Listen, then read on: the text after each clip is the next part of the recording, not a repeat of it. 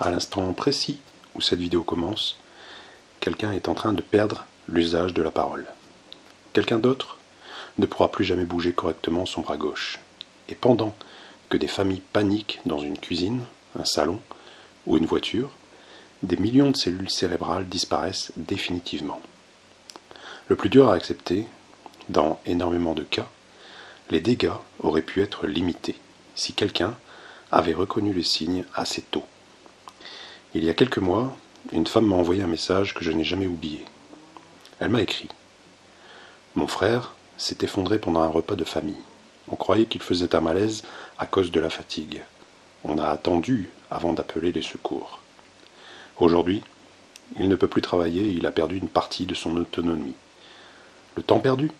Un peu plus d'1 heure. Une seule heure. Et parfois, c'est suffisant pour bouleverser toute une existence. » Quand on entend le mot AVC, beaucoup imaginent immédiatement une personne très âgée. Mais la réalité est beaucoup plus inquiétante. Des personnes de 35 ans, des parents de jeunes enfants, des sportifs, des cadres stressés, des gens qui semblaient aller parfaitement bien, font des AVC chaque jour. Parfois, sans aucun avertissement évident. Aujourd'hui, 1 personne sur 4 sera touchée par un AVC au cours de sa vie. 1 sur 4. Regardez autour de vous, vos parents, votre conjoint, vos amis proches. Statistiquement, quelqu'un dans ce cercle sera concerné un jour, et peut-être plus tôt que vous ne l'imaginez. Imaginez votre cerveau comme une immense centrale électrique. Chaque zone contrôle une fonction précise. Parler, marcher, comprendre, reconnaître les visages, respirer parfois. Pour fonctionner, cette centrale a besoin d'un apport constant en oxygène. Mais lorsqu'une artère se bouche ou se rompt, certaines zones cessent brutalement d'être alimentées. Et là, tout commence à s'éteindre. Chaque minute, sans prise en charge, détruit des millions de neurones.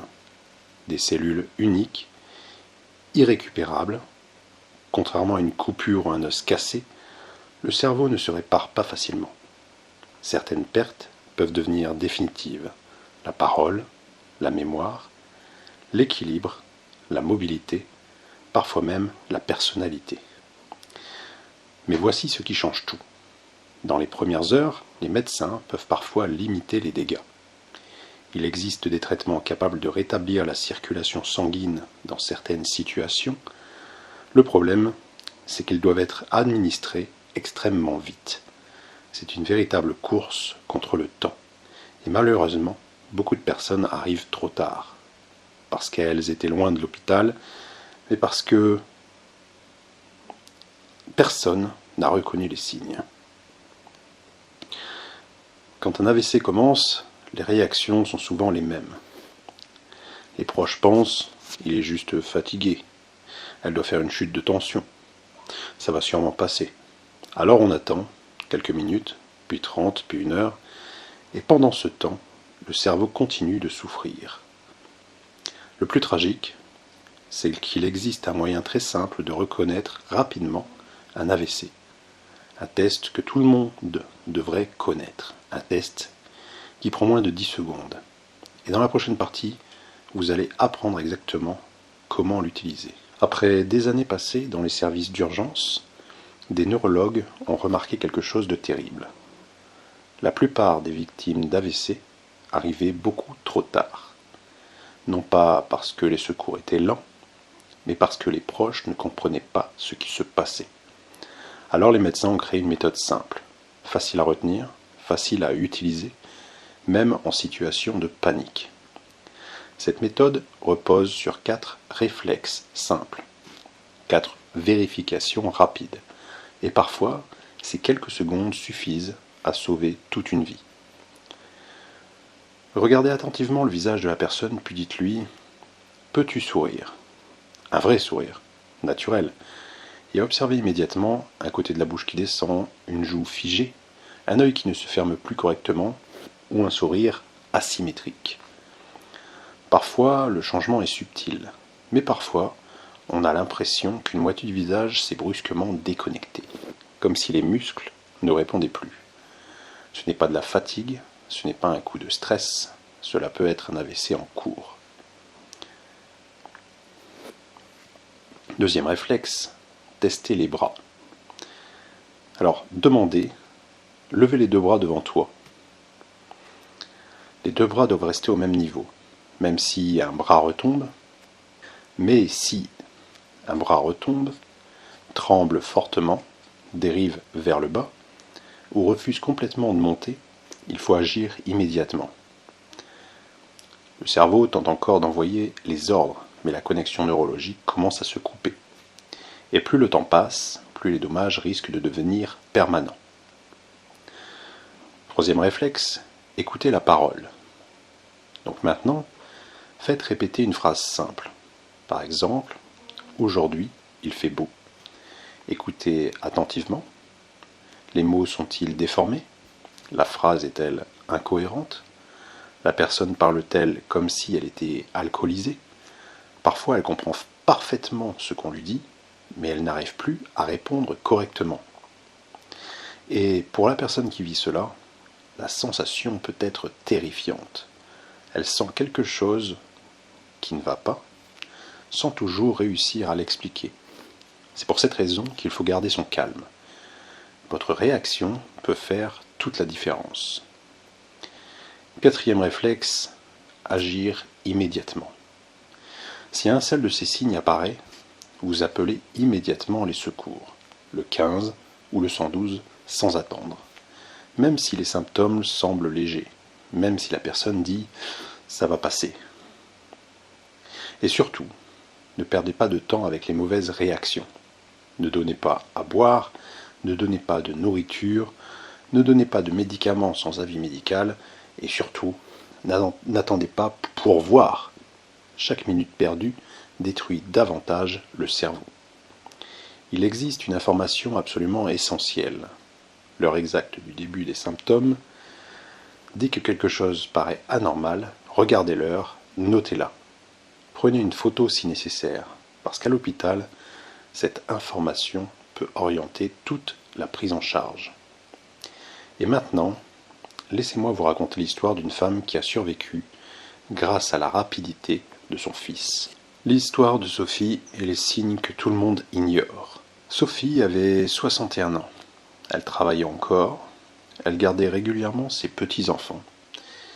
Et malgré un peu d'hypertension, elle se sentait en bonne santé. Un mercredi soir, elle préparait simplement le dîner avec son fils de 27 ans.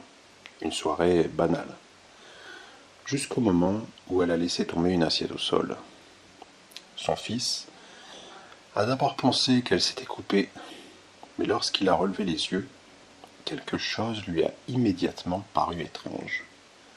Le visage de sa mère semblait déséquilibré, comme si une moitié ne répondait plus correctement. Puis Sophie a essayé de parler, et les mots sont devenus incompréhensibles. Quelques jours auparavant, il avait vu un reportage sur les AVC. Il s'est souvenu des réflexes de base. Il lui a demandé de sourire. Un côté du visage restait figé. Puis il lui a demandé de lever les bras. Le bras gauche est retombé presque immédiatement. À cet instant, il a compris que chaque seconde comptait. Il a immédiatement appelé les secours. Calmement, précisément. Il a donné l'adresse, les symptômes et surtout l'heure exacte du début. Les secours étaient déjà en train d'organiser la prise en charge avant même l'arrivée de l'ambulance. Quelques heures plus tard, les médecins lui ont expliqué quelque chose de glaçant. Si vous aviez attendu un peu plus longtemps, votre mère aurait probablement gardé des séquelles lourdes. Aujourd'hui, Sophie vit normalement, parce qu'une personne a reconnu les signes à temps. Le problème, c'est que beaucoup d'AVC ne ressemblent pas aux images qu'on voit dans les films. Parfois, les symptômes sont beaucoup plus discrets. Et c'est justement ce qui les rend dangereux. Signe 1. Le mal de tête brutal. Certaines personnes ressentent soudainement une douleur violente dans la tête. Pas une migraine classique, pas un mal de tête progressif. Une douleur explosive, soudaine, comme un choc brutal. Ce type de douleur peut indiquer une rupture de vaisseau sanguin dans le cerveau. Et dans ce cas, chaque minute devient critique. Signe numéro 2, les troubles de la vision. Un AVC peut aussi toucher la vision. Certaines personnes voient flou, perdent la vue d'un œil ou commencent soudainement à voir double. Le changement apparaît souvent brutalement, sans avertissement. Signe numéro 3, le vertige extrême. Parfois, le cerveau perd le contrôle de l'équilibre. La personne titube, tombe, ne peut plus marcher droit, ou a l'impression que tout tourne autour d'elle. Ce n'est pas un simple étourdissement, c'est une perte de contrôle brutale. Signe numéro 4, la confusion soudaine. Un autre signe très inquiétant, la confusion mentale. La personne semble perdue, elle ne comprend plus ce qui se passe autour d'elle. Parfois, elle ne reconnaît même plus ses proches. Chez les personnes âgées, cela peut être pris à tort pour un problème de mémoire. Mais lorsqu'un changement apparaît brutalement, il faut penser immédiatement à une urgence neurologique. Signe numéro 5, l'engourdissement d'un côté du corps. Certaines victimes décrivent aussi des fourmillements, une sensation d'engourdissement ou une perte soudaine de sensibilité, souvent d'un seul côté du corps, un bras, une jambe ou parfois tout un côté. Et maintenant, il faut parler d'une erreur extrêmement dangereuse, une erreur que des milliers de personnes commettent chaque année, parce que certains AVC disparaissent temporairement, avant de revenir beaucoup plus violemment. Le danger qui donne une fausse impression de sécurité. Voici l'une des erreurs les plus dangereuses. Parfois, les symptômes disparaissent. Le bras recommence à bouger, la parole revient, la personne se sent de nouveau normale, et immédiatement beaucoup pensent, finalement, ce n'était rien. Mais justement, c'est parfois le pire scénario. Ce phénomène porte un nom, l'accident ischémique transitoire, AIT. Certaines personnes parlent aussi de mini-AVC. En réalité, c'est souvent un avertissement extrêmement sérieux envoyé par le cerveau, comme une alarme avant une catastrophe plus importante. Daniel avait 72 ans, ancien artisan, très actif malgré quelques problèmes de tension. Un dimanche après-midi, alors qu'il regardait un match à la télévision, sa main droite a brusquement cessé de répondre. Pendant quelques minutes, il n'arrivait plus à tenir sa télécommande correctement. Sa femme lui parlait, mais il répondait avec difficulté. Puis, au bout de 10 minutes, tout est revenu à la normale. Daniel s'est levé et a dit « Ce n'est rien, ça doit être la fatigue. » Il n'a appelé personne, il n'a pas consulté, il est simplement allé se coucher. 2 semaines plus tard, Daniel a fait un AVC massif. Cette fois, les dégâts étaient irréversibles. Il a perdu une grande partie de sa mobilité et sa parole a été sévèrement touchée. Pendant sa rééducation, un neurologue lui a expliqué. Le premier épisode était un avertissement. Si vous étiez venu immédiatement, nous aurions peut-être pu éviter tout ça. Pourquoi ces symptômes disparaissent ? Lors d'un accident ischémique transitoire, un blocage dans le cerveau peut parfois se résorber temporairement. Les symptômes s'améliorent, mais le problème de fond est toujours présent. Et le risque qu'un AVC plus grave survienne ensuite devient extrêmement élevé. Certaines personnes font un AVC sévère quelques heures plus tard, quelques jours après, ou dans les semaines suivantes. C'est pour cette raison qu'il ne faut jamais ignorer un trouble de la parole, même court, un bras soudainement faible, une paralysie passagère ou une perte de vision qui revient ensuite. Même si tout semble redevenu normal, il faut consulter immédiatement.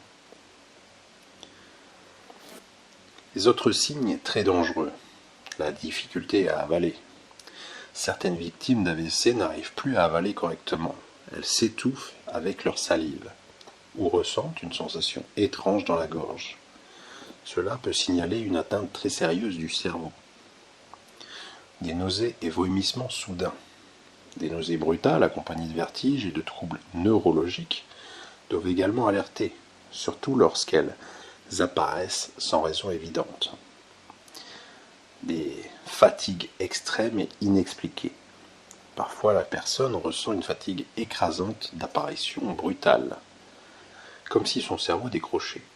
Même si ce symptôme peut avoir d'autres causes, il devient inquiétant lorsqu'il apparaît avec un trouble de la parole, un déséquilibre ou un engourdissement. Ce qu'il faut faire immédiatement, si vous suspectez un AVC, voici la priorité absolue. Ne perdez pas de temps, même si vous doutez, même si les symptômes disparaissent, même si la personne insiste pour dire que ça va. Appelez immédiatement les secours, parce qu'en matière d'AVC, attendre est souvent ce qui fait toute la différence entre une récupération et un handicap permanent.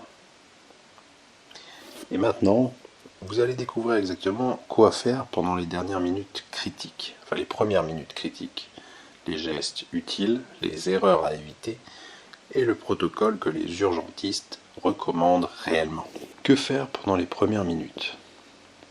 Quand un AVC commence, la panique peut faire perdre un temps précieux. Certaines personnes crient, d'autres restent figées, et beaucoup commettent des erreurs qui aggravent la situation. C'est pour cela qu'il faut connaître un protocole simple, clair, et surtout applicable immédiatement. Reconnaître les signes. Dès qu'un comportement paraît anormal, faites immédiatement les vérifications de base. Sourire, lever les bras, répéter une phrase simple. Si un seul test semble anormal, considérez qu'il s'agit potentiellement d'un AVC. N'essayez pas de surveiller encore un peu, le temps joue contre le cerveau. Appelez immédiatement le 15 ou le 112 et restez le plus précis possible. Dites clairement l'âge approximatif, les symptômes observés, l'heure exacte du début, l'adresse complète et les traitements éventuels, notamment les anticoagulants. Ne minimisez jamais les symptômes, même si la personne est encore consciente, même si elle peut encore marcher. Les AVC ne ressemblent pas toujours aux scènes spectaculaires des films. En attendant les secours, installez la personne dans une position confortable. L'idéal est de l'allonger avec la tête légèrement surélevée, environ 30 degrés, ni totalement couchée, ni complètement assise. Desserrez les vêtements serrés, col, ceinture, écharpe, vêtements compressifs. Le but est de faciliter la respiration. Certaines victimes d'AVC peuvent vomir brutalement. Dans ce cas, tournez immédiatement la personne sur le côté. Position latérale de sécurité. Cela réduit le risque d'étouffement. Voici maintenant les erreurs les plus fréquentes et parfois les plus dangereuses. Erreur numéro 1, donner à boire ou à manger. Certaines victimes ne contrôlent plus correctement la déglutition. Même un simple verre d'eau peut provoquer un étouffement. Ne donnez rien à avaler. Erreur numéro 2, donner des médicaments. Beaucoup pensent immédiatement à donner de l'aspirine, mais dans certains AVC, cela peut aggraver l'hémorragie. N'administrez aucun médicament sans consigne médicale. Erreur numéro 3, conduire soi-même jusqu'à l'hôpital. Vouloir aller plus vite en voiture paraît logique, mais cela peut faire perdre un temps précieux. Les secours peuvent prévenir l'hôpital, commencer la prise en charge, surveiller les constantes et diriger directement vers les bonnes équipes. Erreur numéro 4, attendre que ça passe. C'est probablement l'erreur la plus dramatique. Les symptômes peuvent parfois sembler s'améliorer avant qu'un AVC beaucoup plus grave survienne ensuite. Attendre est un pari extrêmement dangereux. Rester calme peut sauver une vie. La personne victime d'un AVC ressent souvent une peur immense. Elle comprend parfois que quelque chose de grave est en train d'arriver, sans réussir à l'exprimer. Votre calme devient alors essentiel. Parlez lentement, rassurez-la, dites-lui les secours arrivent, tu n'es pas seul, on s'occupe de toi. Et maintenant, il faut parler d'un sujet capital, parce que dans la majorité des cas, les AVC ne surviennent pas par hasard. Ils sont souvent liés à des facteurs de risque très précis, et une grande partie pourrait être évitée.